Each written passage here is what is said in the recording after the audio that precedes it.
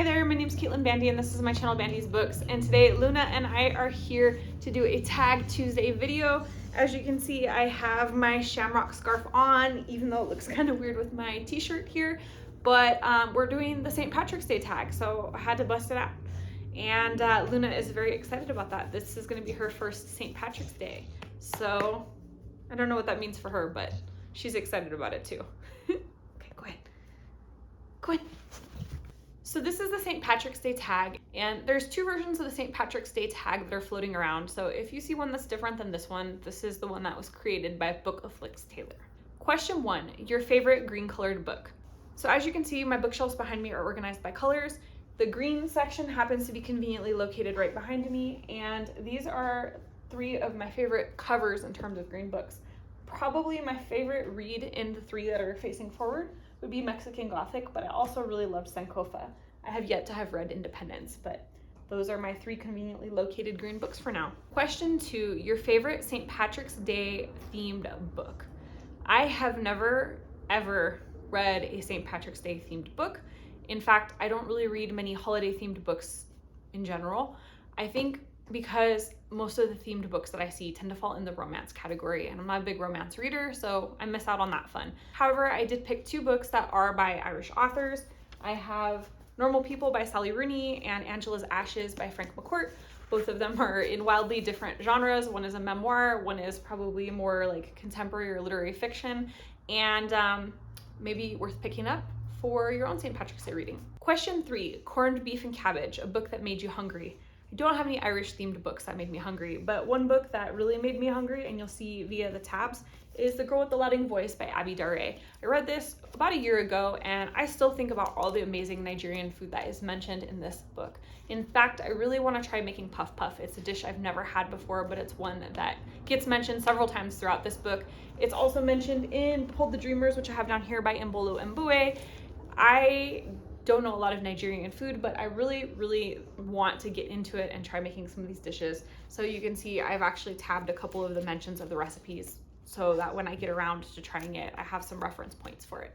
Question 4, Four Leaf Clover, a book that was a rare good luck find. So I periodically will head over to my local library. They have an amazing used book sale. It's one of the most comprehensive ones that I've seen in the Las Vegas area. And they always have really good contemporary books. I think a lot of people donate their book of the month selections and just like stuff that's more current. So it's very exciting going and scanning the shelves to see what I can find.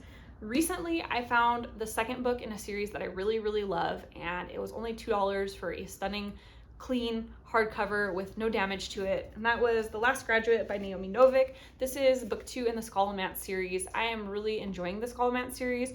I've been wanting to get book 2. I have book 1, and when I saw this shiny cover, I was like, oh my gosh, I know what that is, and then I picked it up, and it's like literally just a perfect cover. So for $2, you can't beat that. I was thrilled. Oh, and it's green, so this would have fit in a favorite green book, and also it's kind of got the green and gold. Feels very Irish to me, even though it's not.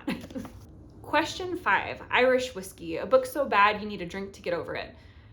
Oh, I don't know if there's ever been a book that I've read that was so bad I felt like I needed to drink, but maybe a book that disappointed me enough to make me want to drink. So probably the most disappointing book for me in the history of disappointing books since I joined BookTube was The Invisible Life of Addie LaRue. This was a book that was wildly popular back in 2021 when I first started my BookTube. It was on everything. I was seeing it recommended constantly on BookTube, constantly on Bookstagram.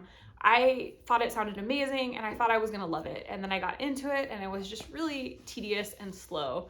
And I was so disappointed. I wanted so much to like it, and maybe it flew over my head. Maybe at the time I wasn't an experienced enough reader to get it. I don't know. Maybe it was just the wrong time that I read it. Like, there's a whole multitude of things that could go into why this book did not work for me. But I was so disappointed I felt like I wanted to drink. I didn't think it was so bad that I needed to drink, just I was disappointed. I had such high expectations and it didn't meet my expectations that it made me want to have a drink. Question 6, Irish Dancing, a book so good it made you want to dance with excitement. Wow, that's a high standard. I don't know if I've ever been able to dance from excitement over a book either. So I guess I'm not like the most enthusiastic reader one way or the other. Like, I don't drink when I'm depressed by a book, and I don't dance with excitement when I'm happy about a book.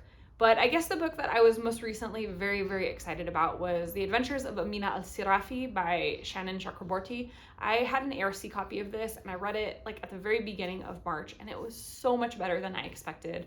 So I had never read anything by Shannon Chakraborty before, so this was completely new to me author, and I didn't know what to expect. I didn't love the cover design of the book, and for whatever reason, I just like wasn't really vibing with it super hard going into it.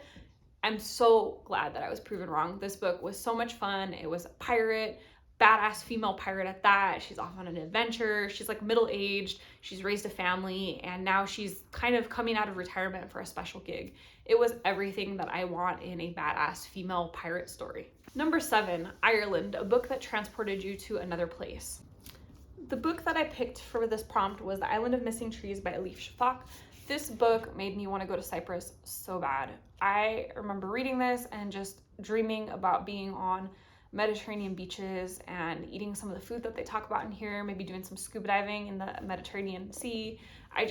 This had me already planning tickets to get to Cyprus. And I mean, I already have plans to get to Cyprus. I have plans to get to every country in the world, but this was like, I need to bump these tickets up. I'm going to Cyprus soon. And I'm still feeling like that. It's just really inspired a desire to get back there. And question 8, The Pub, a book with a meeting place that you'd love to go to. So I picked up one of my other favorite green books, and that's Yerba Buena by Nina LaCour. And in this book, there is a really cool restaurant called Yerba Buena. And it seems like just the type of place that I would love to hang out at. It's kind of a cool, trendy, West Coast, like hipster vibe. The drinks sound good, the food sounds good, everything about it is just lovely. And I could definitely picture myself hanging out, having dinner, or having drinks and appetizers with some friends. So that was a book that I think I would enjoy hanging out in. Maybe not for the whole book, but at least in the restaurant part of it. So that's the end of this video. If you liked it, hit the thumbs up, comment down below, and let me know how you celebrate St. Patrick's Day. And if you're not already subscribed to this channel, you know what to do. Hit that subscribe button down below, as well as the notification bell, so that you never miss a video, and we can see each other again soon. Thanks so much for joining. Bye.